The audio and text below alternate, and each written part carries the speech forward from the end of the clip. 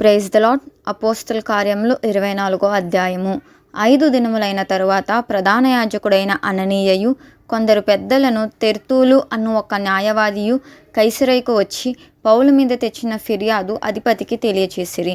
పౌలు రప్పింపబడినప్పుడు తెర్తుళ్ళు అతని మీద నేరమోపనారంభించి ఇట్లనెను: మహాఘనత వహించిన ఫెలిక్సా, మేము తమ వలన ఎంతో నెమ్మది అనుభవించుచున్నామనియు ఈ దేశ జనమునకు సంభవించిన అనేకమైన కీడులు తమ పరామర్శ చేత దిద్దుబాటవుచున్నవనియు ఒప్పుకొని మేము సకల విధములను సకల స్థలములలోనూ పూర్ణ కృతజ్ఞతతో అంగీకరించుచున్నాము.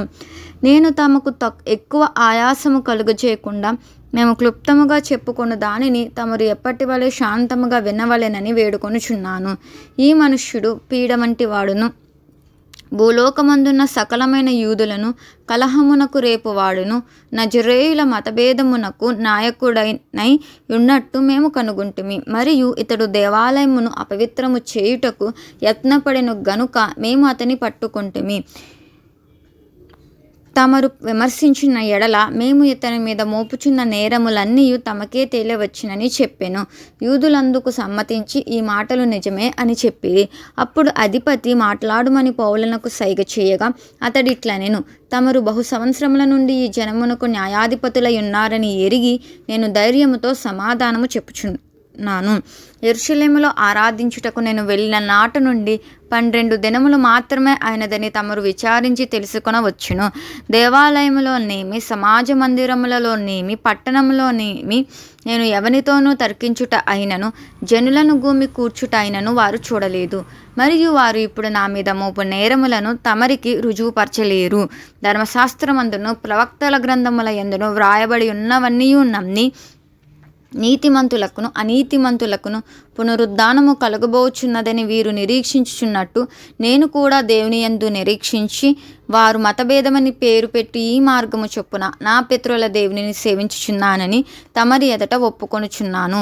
ఈ విధమున నేనును దేవుని ఎడలను మనుష్యుల ఎడలను ఎల్లప్పుడూ నా మనస్సాక్షి నిర్దోషమైనదిగా ఉండునట్లు అభ్యాసము చేసుకొనుచున్నాను. కొన్ని సంవత్సరములైన తరువాత నేను నా స్వజనులకు దాన ద్రవ్యమును కానుకలను అప్పగించుటకు వచ్చి తిని నేను శుద్ధి చేసుకొనిన వాడనై ఇలాగూ అప్పగించుచుండగా వారు దేవాలయంలో నన్ను చూచిరి. నేను గుంపు గూర్చి ఉండలేదు, నా వలన అల్లరి కాలేదు. ఆసియా నుండి వచ్చిన కొందరు యూదులు ఉండిరి.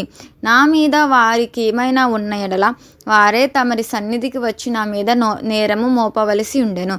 లేదా నేను మహాసభ ఎదుట నిలిచి ఉన్నప్పుడు మృతుల పునరుద్ధానమును గూర్చి నేడు వారి ఎదుట విమర్శింపబడుచున్నానని వారి మధ్య నిలవబడి నేను బిగ్గరగా చెప్పిన ఈ ఒక్క మాట విషయమై తప్ప నా యందు మరి ఏ నేరమైనను మీరు కనుగొని ఉంటే వీరైనా చెప్పవచ్చునెను.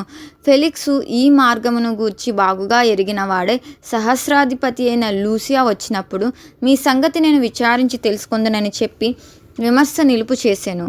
మరియు అతని విడిగా కావలిలో ఉంచి అతనికి పరిచారము చేయుటకు అతని స్వజనులలో ఎవరిని ఆటంకపరచకూడదని శతాధిపతికి ఆజ్ఞాపించెను. కొన్ని దినములైన తరువాత ఫెలిక్సు యూదురాలైన ద్రుసిల్లా అను తన భార్యతో కూడా వచ్చి పౌలుని పిలిపించి క్రీస్తు యేసునందు విశ్వాసమును గూర్చి అతడు బోధింపగా వినెను.